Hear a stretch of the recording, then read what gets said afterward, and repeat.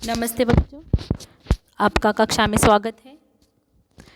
आज हम हमारे हिंदी के पाठ्यपुस्तक से नए इलाके में यह एक छोटी सी कविता पढ़ेंगे।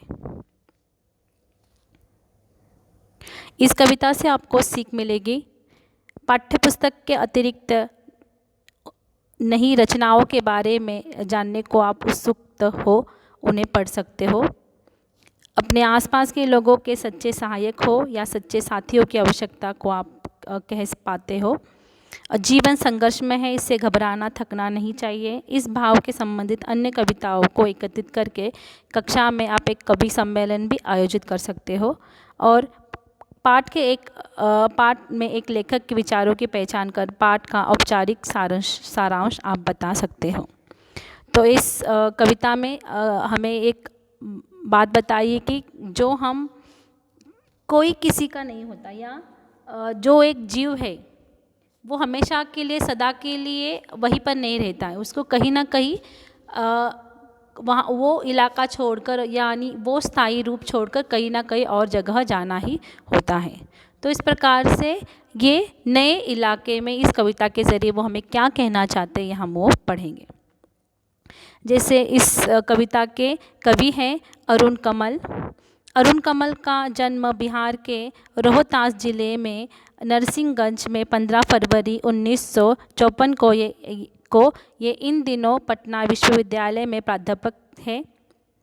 उनका जन्म हुआ था और ये इन दोनों से पटना विश्वविद्यालय में प्राध्यापक हैं।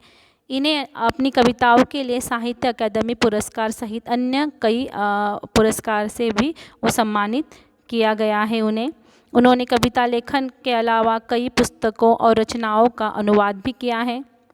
अरुण कमल की प्रमुख कृतियाँ हैं अपनी केवल धार, सबूत, नए इलाके में, पुलकित संसार, चारों, कविता संग्रह तथा कविता और समय,